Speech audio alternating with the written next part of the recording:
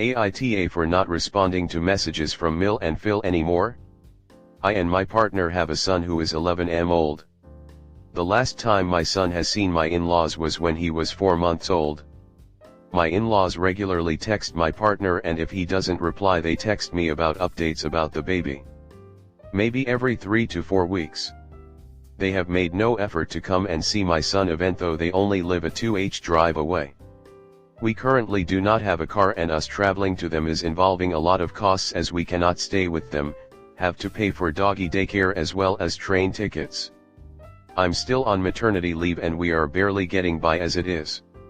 Our credit cards are maxed out and we really cannot afford to go see them, as it would cost us around £350 altogether for just a weekend. For context, in the past we took regular trips to see them. Every 4 to 6 weeks, as we were able to stay in a nearby property, had a car that we had to sell now due to not being able to afford it anymore, and were able to take the dog with us. This property has now been sold. Since me and my partner have been dating 3+ years, they only took one trip down to see us, even though they both have cars, 5 altogether, and more than enough funds to visit us. We don't have a spare room, but when people come to visit we can make space in my son's room and have him sleep with us for a night or two, so they wouldn't even have to pay for a hotel. They have nothing that would prevent them from coming other than their work, Monday to Thursday 9 to 5, yet they still don't do it. We get regular texts saying, "Oh, we miss you so much / wish we could see you / oh, we'll come down soon," and they never do. My parents on the other hand are very involved and help us out as much as they can. They live abroad, so visiting is more difficult as it involves a 2-hour trip to the airport, 3-hour flight, and then a 2-hour train, but they still try and visit us at least every 2-3 months, or if they can't they fully pay for our tickets to come and see them. My dad regularly transfers us money so we are able to afford food. My parents are not rich at all, but they try and help us with whatever they have. My in-laws, who have way more money, are jealous that we see me parents more yet make no effort to see their grandchild. A few weeks ago my MIL called us insulting us and screaming at us through the phone when she saw a picture of my mum and my son on social media.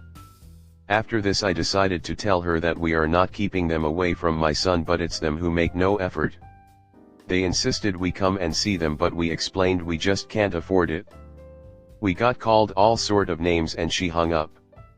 I ended up texting her telling her that she owes us an apology and that we will go and see until they are able to apologize for the hurtful thing they said.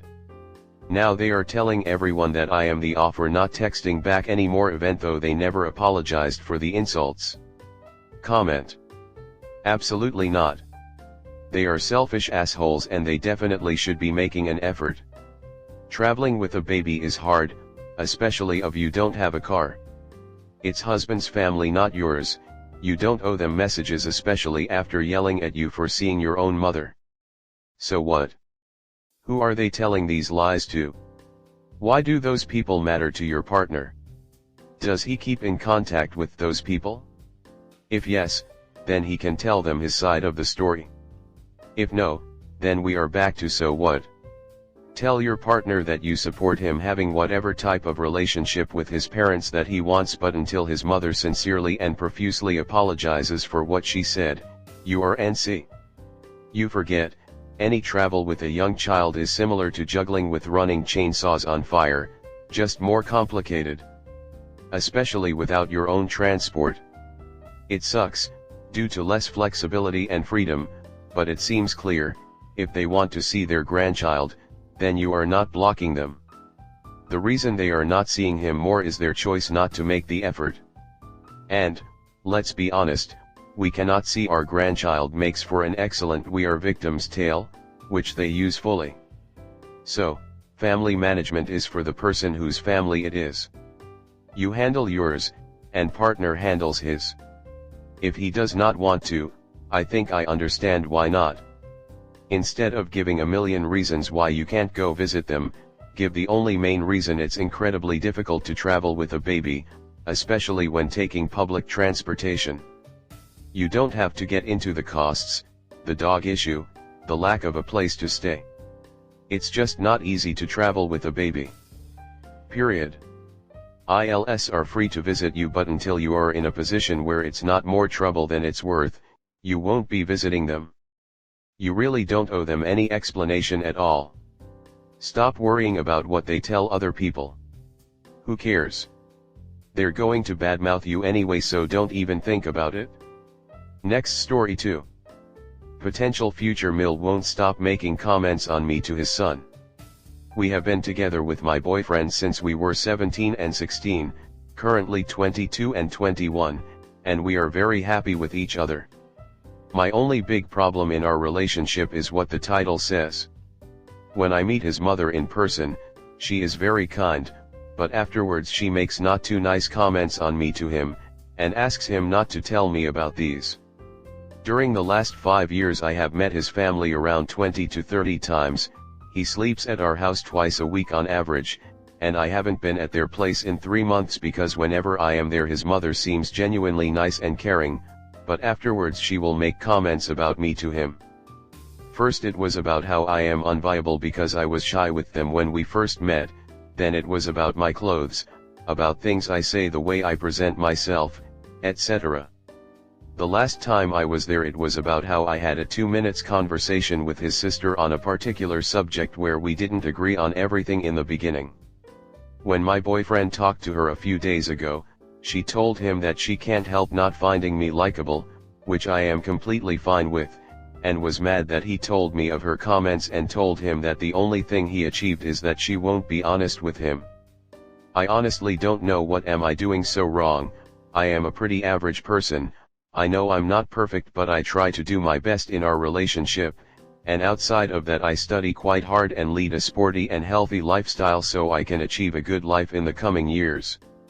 I get that she doesn't like me, but I feel like her not telling me on the spot if she doesn't agree with something I say, makes not only honest communication but any kind of relationship between her and I impossible. 2 years ago I wrote to his dad and asked him to help, so he sat down with us, and ever since he had been very kind and honest towards me. Last summer I wrote a letter to the mom, she called me and was very nice as well, but a year later the situation is unchanged and I just don't know what to do anymore, since she is unwilling towards sitting down with us. Sorry for the long post, I really need some advice. This whole situation feels very degrading and I don't know how to solve it.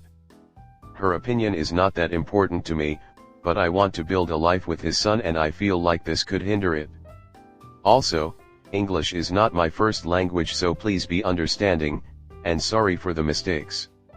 Comment. You aren't doing anything wrong. You are not the problem here, she is.